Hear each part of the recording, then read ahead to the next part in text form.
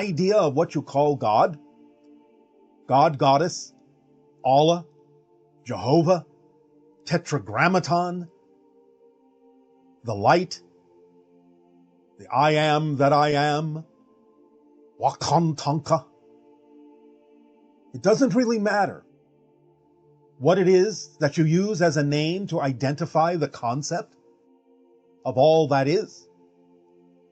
But it is important to understand that all of these names represent different archetypal expressions, different angles and different perspectives of the same one thing, so that all of your apparently separate religions, no matter how they present themselves, no matter how many symbols they use to represent the idea of God or aspects of God, are all talking about the same thing, but from different points of view that serve the uniqueness of the culture in which they live.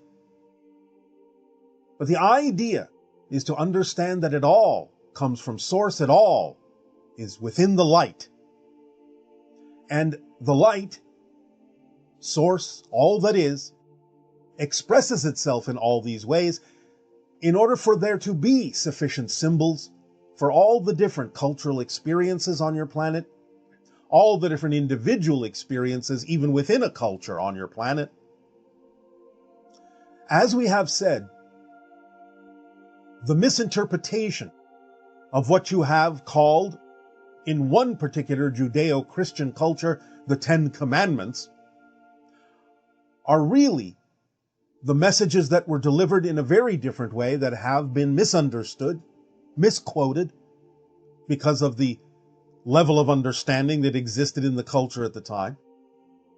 And the so-called First Commandment, I am the Lord your God, thou shalt not have false gods before me, really was a mistranslation and a misunderstanding of the idea that really would be more accurately represented as, I am that I am, and all reflections are me, therefore none can be false before me, for I am all that is.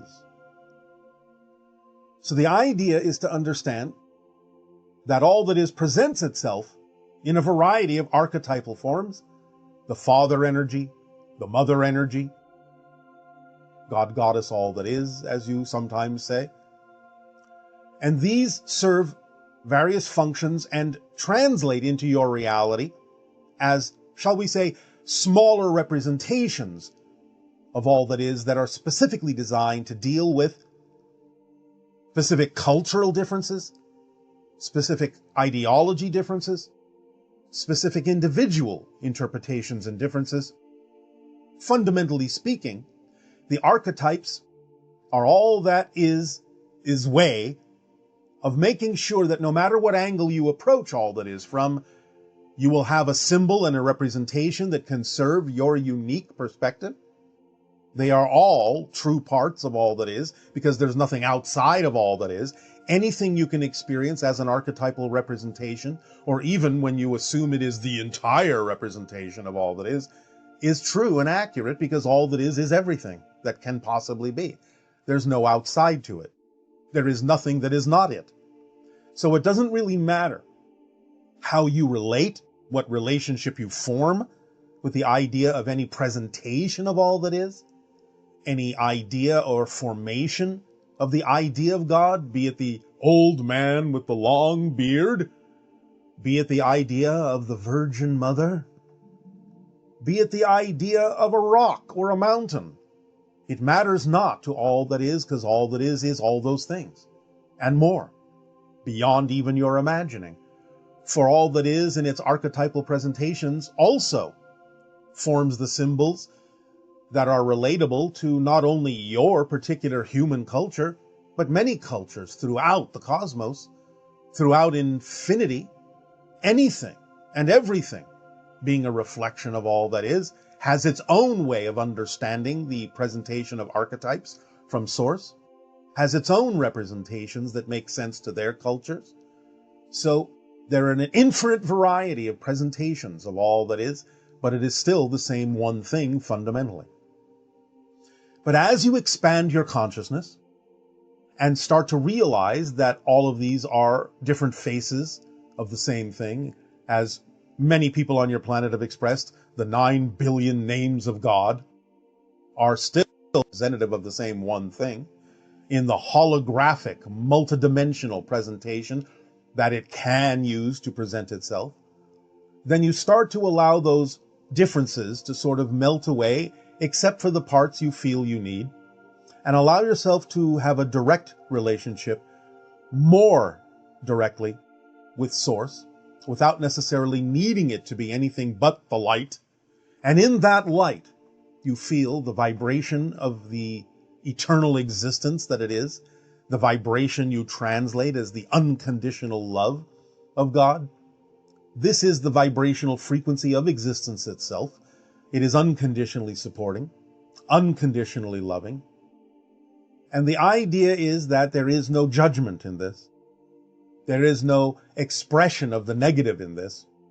So even when individuals in different cultures might express or experience the idea of negative or demonic experiences, you have to understand this is still all part of God.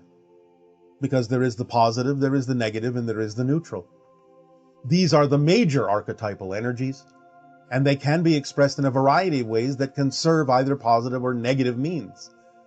So allow yourselves to lessen the differences, in a sense, use them in whatever way serves you, use them in whatever way allows you to learn the lessons you need to learn, for the agreements that you chose to experience, the challenges that you created for yourself in this life to learn who you are and grow in various situations. Again, using the positive and negative mechanisms in a variety of ways. For ultimately, again, when you return to spirit, when you remember more of who you are, it will just be an experience. You will experience the archetypal expression of your life, which is another archetypal expression, because each and every one of you is unique, and you form your own archetypes for others to connect to draw upon, to download information from and experience from, the archetype that you are of all that is, because everyone is all that is, experiencing itself as all of the individualities that you believe yourself to be. So you are also an archetype of all that is, an archetype of God, experiencing itself in a unique way, knowing itself from a unique perspective.